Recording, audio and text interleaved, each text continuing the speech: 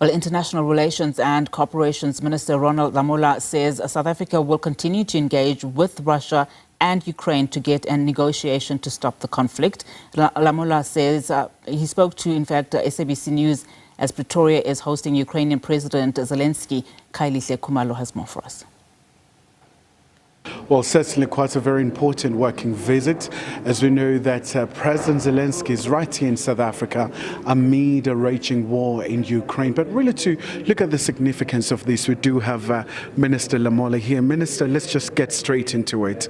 Looking at this working visit and just the importance around here, what is Pretoria trying to achieve here? Yeah, thank you very much. As you will remember, President Ramaphosa led the Africa Peace Initiative to Ukraine and also to Moscow. So this is a continuation of that process of putting all the parties into a negotiation table to come up with resolutions. As you will remember, we had put a 10-point plan. So this will be a continuation of that discussion. There were a lot of issues that were raised within the 10-point plan with regards to the territorial integrity, the peace, dialogue, also the issue of the children. And South Africa did play a key role in some of the processes, including through the peace formula that was happening in Ukraine and Switzerland. So this is a continuation of that discussion because we are able to engage both parties, and obviously with now the initiation from the US to also complement that process.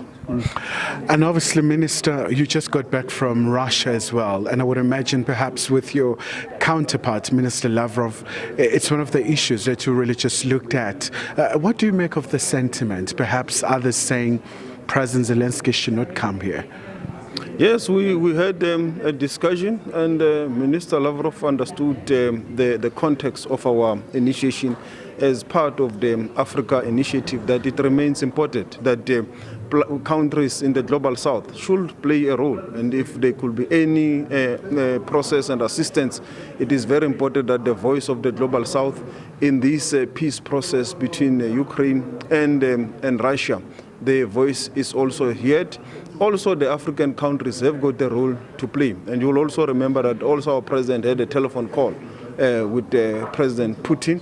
So this is a continuation of that process. We believe this complements that role and that process, and also they can be able to look into that 10-point plan. And in the last discussion between President Ramaphosa and President Zelenskyy on the margins of the World Economic Forum and in New York, there was some agreement by President Zelenskyy that some parts of the Africa initiative plan, the 10-point plan, can be incorporated when these discussions do happen. And it's the same engagements we have had with Moscow. And the issue of the children, as you will remember, there were some of the concessions that came from that 10-point plan. So it is a very important process to continue to nudge all the countries to be in the negotiation table to achieve a peaceful dialogue. As you have seen, there is escalation. It's clear that there is no only one country that can help solve the problem, but they can be complementarity. And obviously, Minister, now obviously we know that the US has this proposed peace plan, including the issue around Crimea, that it should be given to Russia. What is Pretoria's position with regards to these issues, especially because we know that South Africa has always emphasized the issue around the UN Charter, the international law, and those principles? Yes, we continue to emphasize the UN Charter, the international law, as a cornerstone of any dialogue to find a peaceful resolution. Hence, we are encouraging all the parties to go to the table, to the negotiation table, and find each other on some of these issues, because there is no one who will win through the barrel of the gun. The war has been raging on for some years now, almost years that impact not only the Ukrainian people but the entire global trade, issues of agriculture, and so forth, and routes, trade routes. So it is important that they must be able to engage and find each other. And our engagements can also complement that process that the U.S. has started.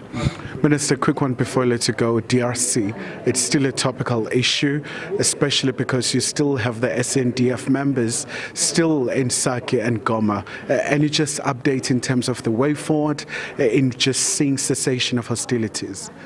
Yeah, indeed, the SADC organ is still seized with the matter, and also the chiefs of the defense force, they are seized with this matter, and they meet regularly in terms of operationalizing the resolutions of SADC with regards to the summit DRC. And once those have been concluded, we will be able to communicate. But it's a matter that was seized with. There is constant engagements to operationalize the decision.